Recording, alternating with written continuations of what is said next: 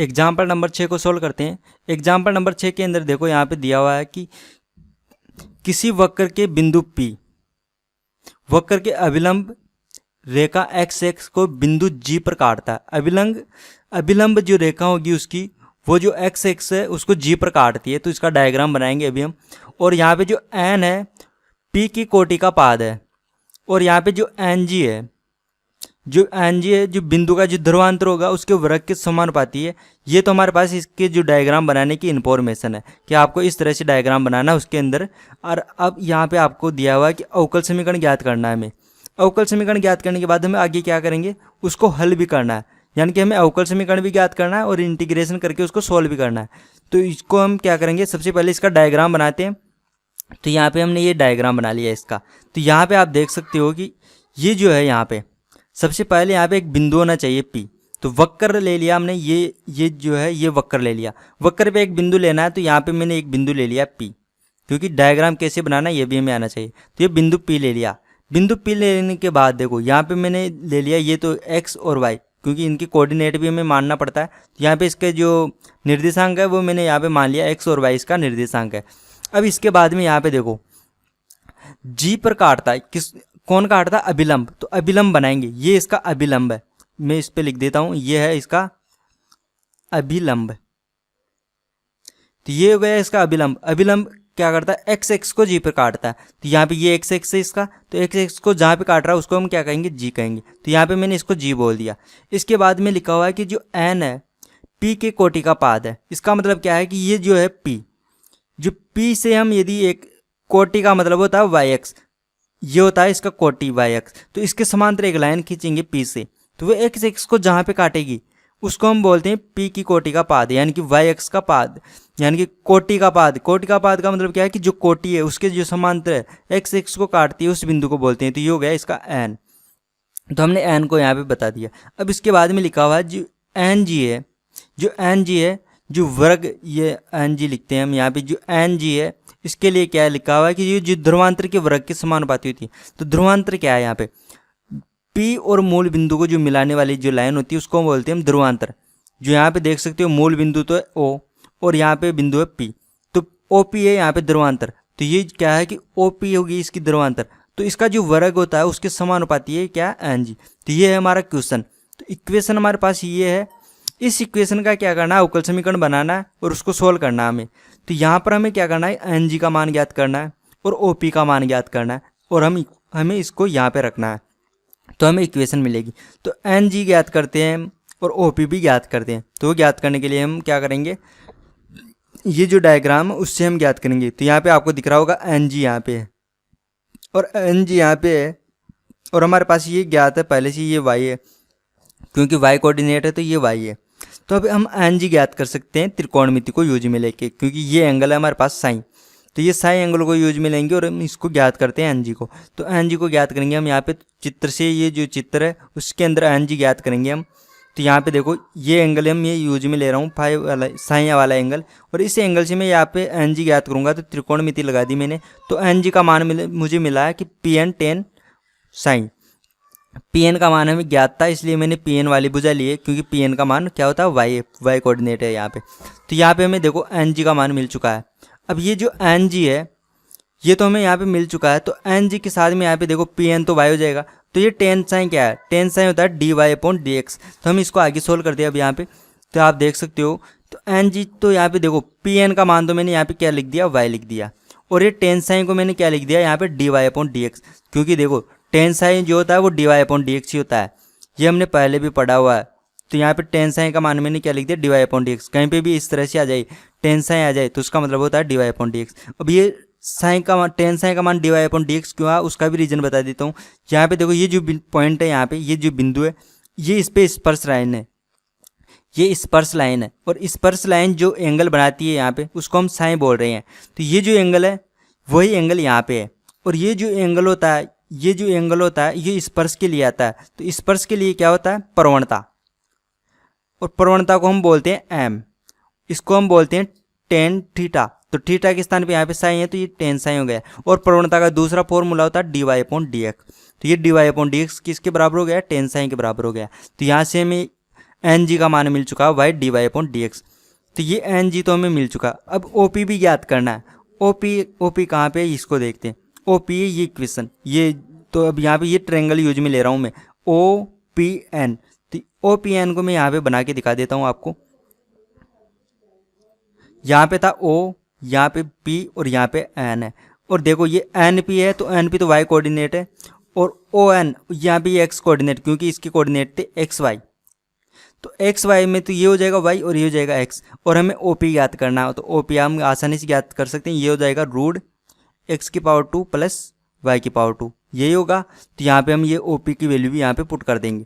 तो अब हम इसको यहाँ पे किस तरह से वैल्यू ज्ञात करना है वो तो मैंने आपको बता दिया। अब मैं टाइप भी कर देता हूँ इन सबको। तो टाइप करेंगे तो यहाँ पे देखो प्रश्नानुसार हमारे पास ये कंडीशन है, क्योंकि हमें यहाँ पे लिखा हुआ है कि ध्रुवांतर के समानुपाती है एन जी, तो हमने यहाँ पे ये लिख लिया। अब त्रिभुज को यूज में लेके और हम इसका वैल्यू ज्ञात करेंगे। तो यहाँ पे देखो इसका वैल्यू याद करके हम यहाँ पे रखेंगे। यहाँ पे रखने के लिए हमारे पास ये क्या है, समानुपाती का चिन्ह है। तो समानुपाती का चिन्ह तो हम यहाँ से हटाएंगे। तो समानुपाती का चिन्ह हटाने के लिए हमने क्या लिख दिया, एक समानुपाती नियतांक के लगा दिया। तो ये हो गया हमारे पास समानुपाती नियतांक के। अब हम एन जी और ओ पी का मान रखेंगे। तो एन जी का मान तो हमें मिल चुका है, ओ पी का मान भी हम ज्ञात करेंगे। तो यहाँ पे हमने त्रिभुज ले लिया ओ पी एन। अभी मैंने ज्ञात करके दिखाया था, वो कैसे ज्ञात किया वो तो मैंने आपको बता दिया। त्रिभुज को यूज में लिया और हमने यहाँ पे पाइथागोरस प्रमेय लगाकर इसका मान प्राप्त कर लिया। तो ओ पी का मान हमें ये मिल चुका है।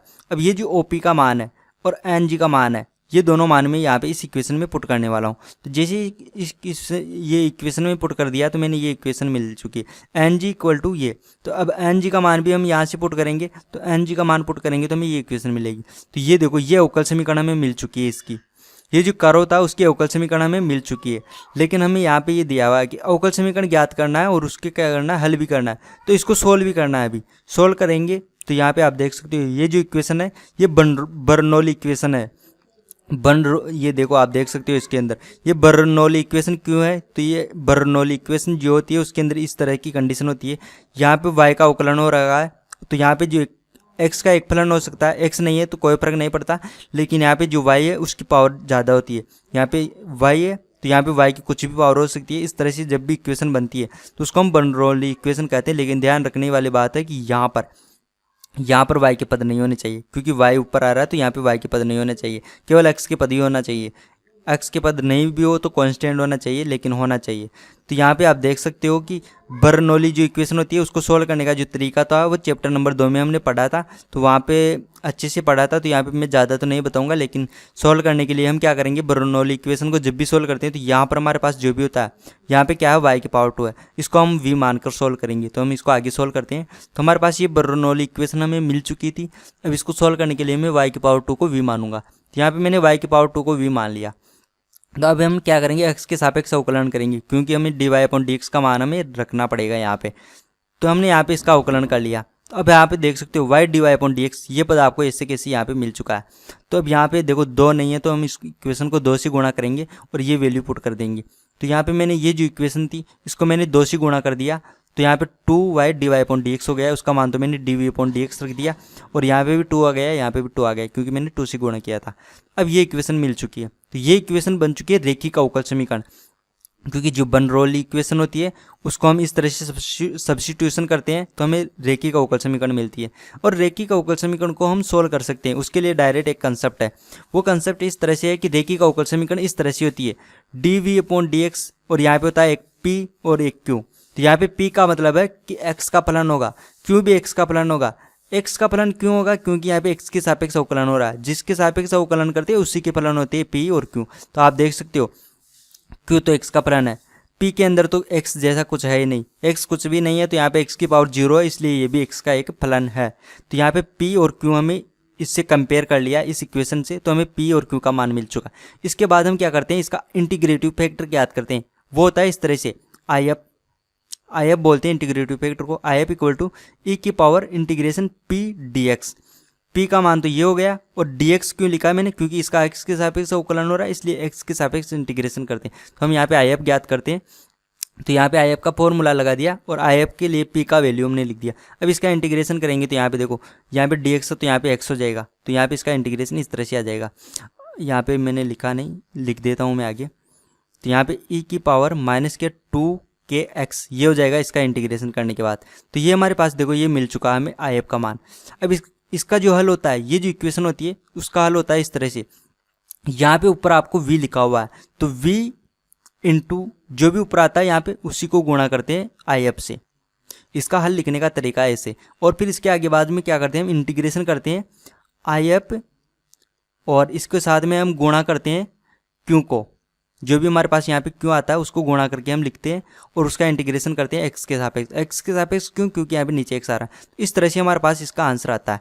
तो यहाँ पे हमने यही फॉर्मूला लगाया है, जहाँ पे वी था तो वी लिख दिया, आई एफ से गुणा कर दिया इस तरह से, और यहाँ पे क्यों और आई एफ देखो यहाँ पे आई एफ और क्यों दोनों को गुणा करके एक्स के सापेक्ष इंटीग्रेशन, तो यहाँ पे दोनों को मैंने गुणा कर दिया और एक्स के सापेक्ष इंटीग्रेशन करना है। अब इसका इंटीग्रेशन तो हम आसानी से कर सकते हैं, आइलेट फॉर्मूला लगा लेंगे, वो खंड समाकलन लगाएंगे इंटीग्रेशन बाय पार्ट्स, जिसको आप आइलेट बोलते हो, उससे हम इसको सोल्व कर सकते हैं। तो सोल्व करने के बाद हमें देखो क्या मिलेगा, तो जैसे इसको सोल्व करेंगे तो हमें ये इक्वेशन मिलेगी। अब यहाँ से हम v का मान प्राप्त कर सकते हैं। तो हमने देखो v जो v है, v को हमने क्या बोला y की पावर 2, तो यहाँ पे v का मान भी हम रख सकते हैं यहाँ पे y की पावर 2। तो हम इसको आगे सोल्व करेंगे।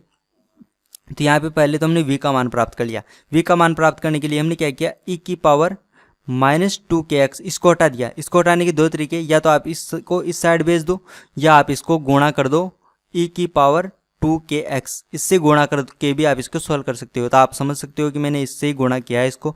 जैसे यहाँ पे गुणा किया तो ये हट गया, यहाँ से ये हट गया और ये c के साथ में आ गया 2 e की पावर 2kx।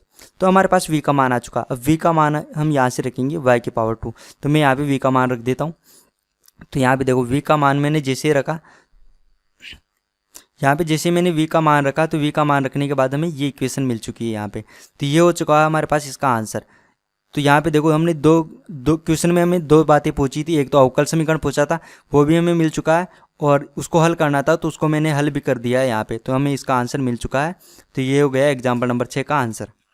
अगर आपको हमारे वीडियो से हेल्प हो रही है तो हमारे यूट्यूब चैनल को सब्सक्राइब कीजिए, और आपको फिजिक्स, केमिस्ट्री, मैथ, बायो या किसी भी कॉम्पिटिटिव एग्ज़ाम के PDF नोट्स चाहिए तो आप हमारा ऐप डाउनलोड कर सकते हो। ऐप हमारा क्यूरियोसिटी फाउंडेशन नाम से प्ले स्टोर पे मिल जाएगा, या हमारे चैनल पे कितने जो भी वीडियो है उसकी डिस्क्रिप्शन बॉक्स में जाइए, वहाँ पे आपको हमारे ऐप का लिंक मिल जाएगा, वहाँ से भी आप डाउनलोड कर सकते हो।